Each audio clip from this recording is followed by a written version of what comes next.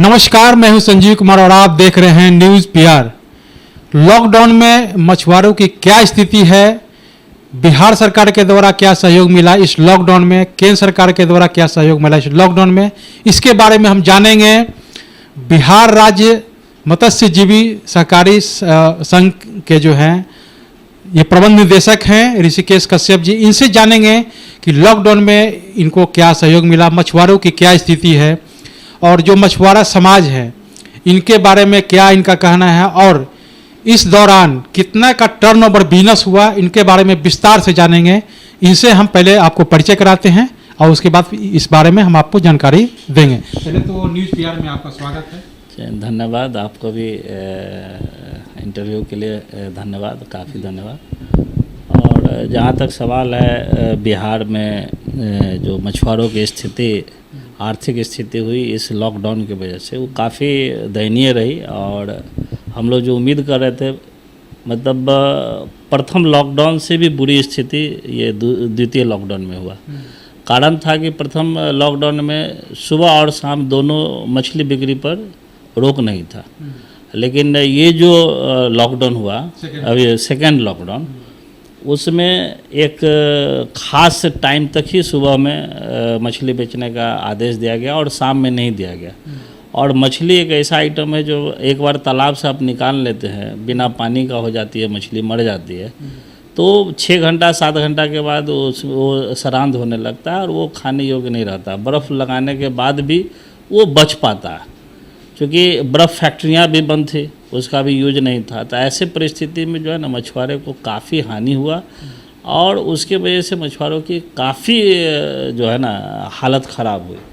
आप सब अवगत है कि बिहार में 8 लाख मीट्रिक टन मछली का डिमांड है और उस 8 लाख मीट्रिक टन के विरुद्ध बिहार जो है 6 लाख मीट्रिक टन मछली का उत्पादन कर रहा है।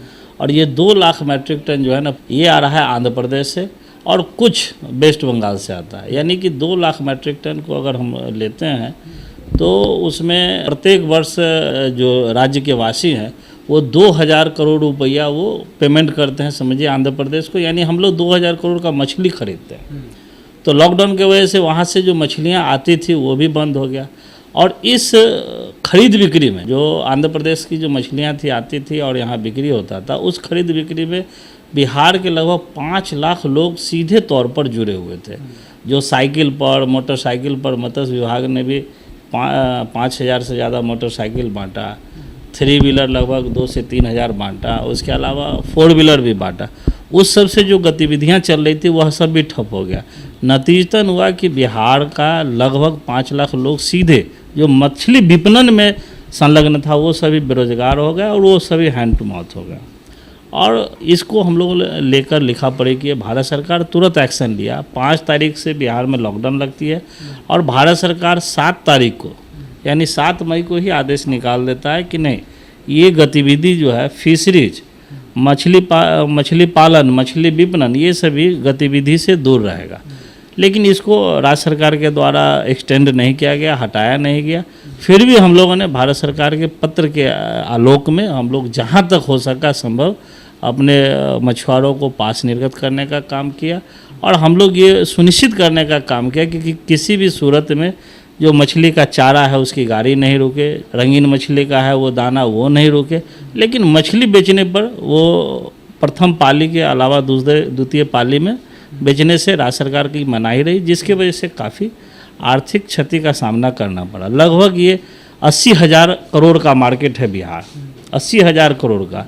अगर प्रत्येक दिन के हिसाब से आप जोड़ेंगे तो लगभग 40 करोड़ का व्यवसाय होता है। लॉकडाउन में सीधे वो घट के 10 करोड़ का आ गया। यानी कि जहां पटना, अकेले पटना में 10 से 12 ट्रक मछलियाँ आती थी, वह 1 ट्रक भी नहीं आ रहा था। यानी कि नगण्य हो गया।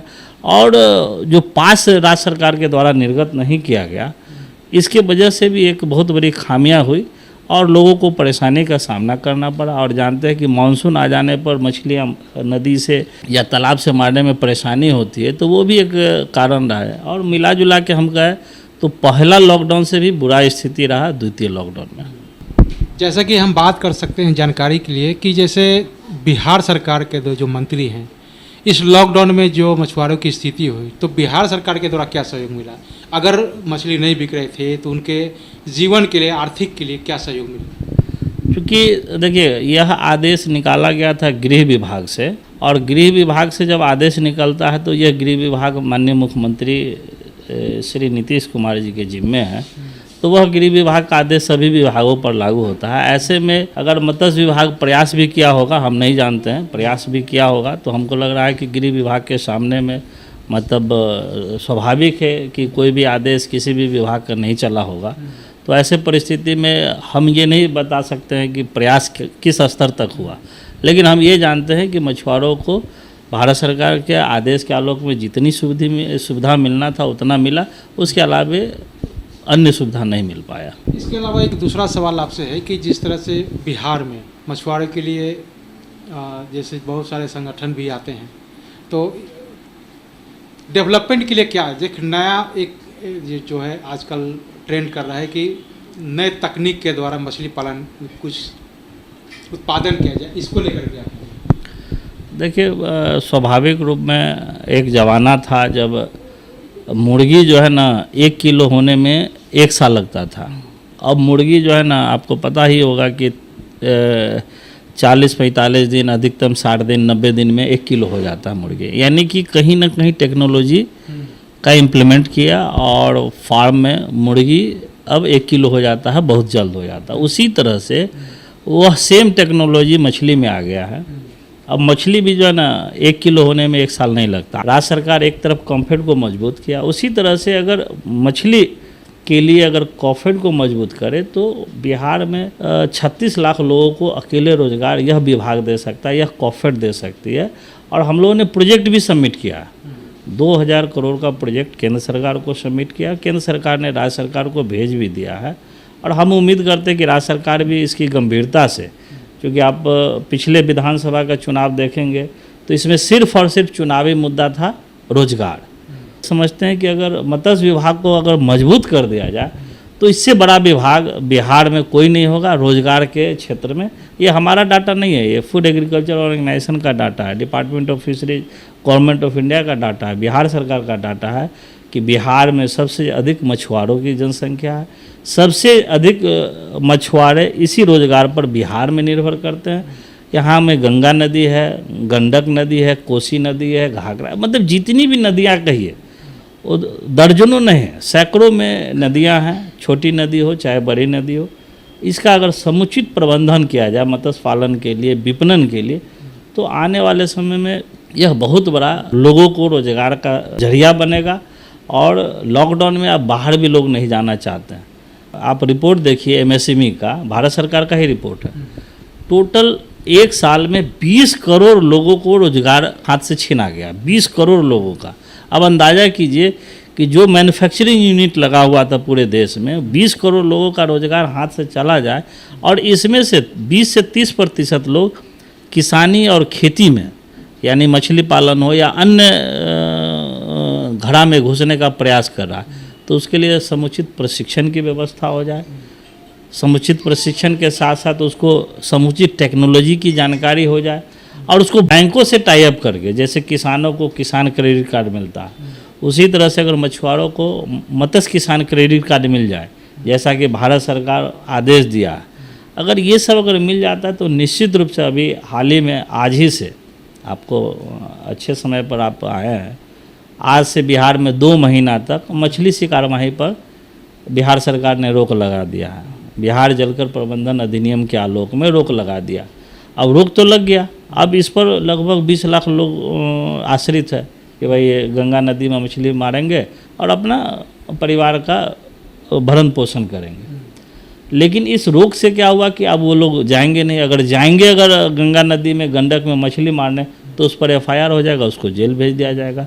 गत वर्ष भी दर्जनों हमारे कोऑपरेटिव सोसाइटीज़ के सदस्य और मछुआरे जेल में 2 महीना, कोई 3 महीना वो जेल में रह चुके हैं।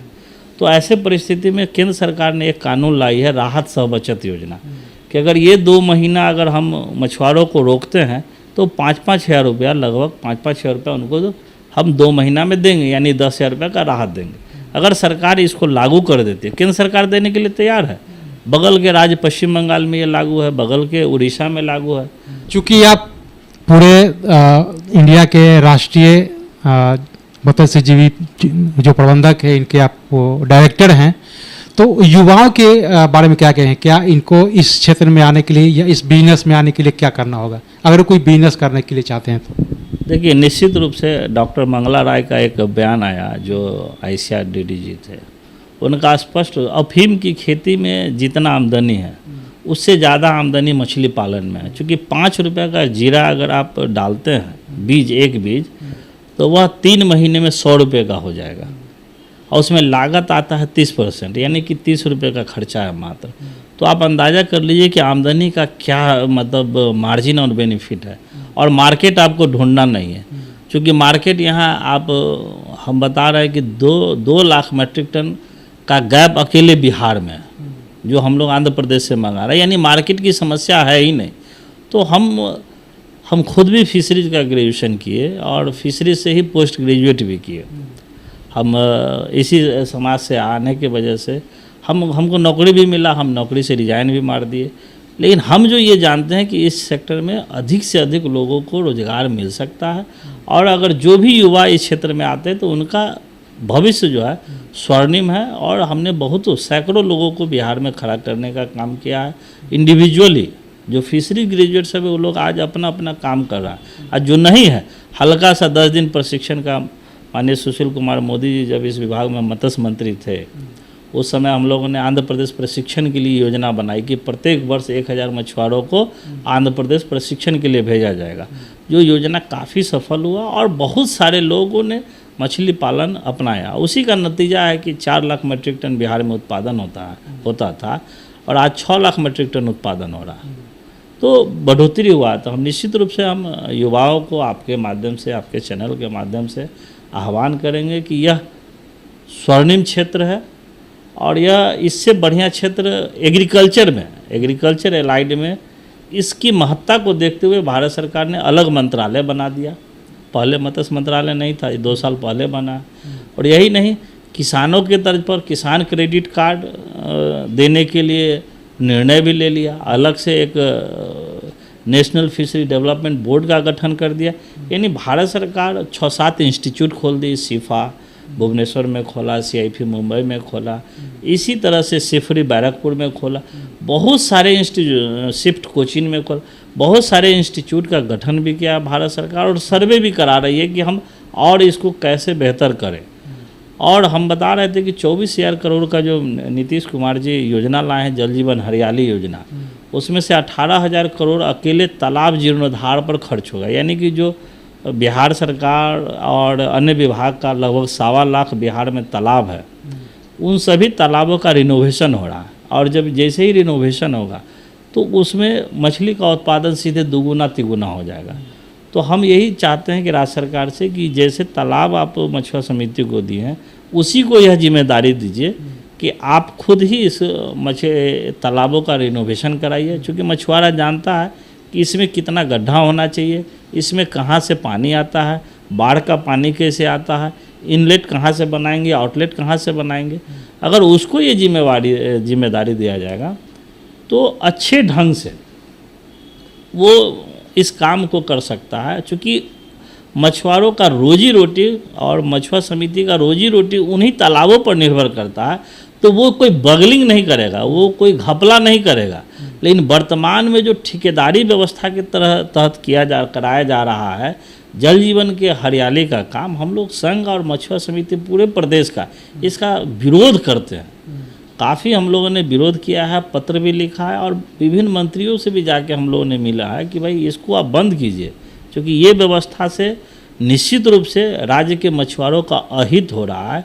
और आज मछली मारा हुआ ठेकेदार को टेंडर हो गया, वो क्या करता है, मछुआरों का मछली ज़बरदस्ती जो है ना पानी निकाल देता है तालाब का, और मछली भी लूट लेता है। तो ये सभी समस्याएं हैं, इसको हम लोग विरोध कर रहे हैं कि भाई माननीय मुख्यमंत्री का ध्यान आकृष्ट करा रहे हैं बार बार कि इस काम को मछुआ समिति के माध्यम से कराया जाए, ताकि मछुआ समिति और मजबूत हो सके और मछुआरा समिति को ऋण उपलब्ध कराया जाए, ताकि मछुआरा समिति मजबूत होकर अपने तालाबों का प्रबंधन सही ढंग से कर सके, मछली का उत्पादन सही ढंग से कर सके, विपणन सही ढंग से कर सके। तो आपने सुना कि जिस तरह से जो मत्स्य विभाग है या मत्स्यजीवी के जो सहकारिता के जो प्रबंध निदेशक हैं ऋषिकेश कश्यप ने युवाओं के लिए संदेश भी दिया कि आप इस बिजनेस से भी जुड़ सकते हैं, इसमें आपका भविष्य है।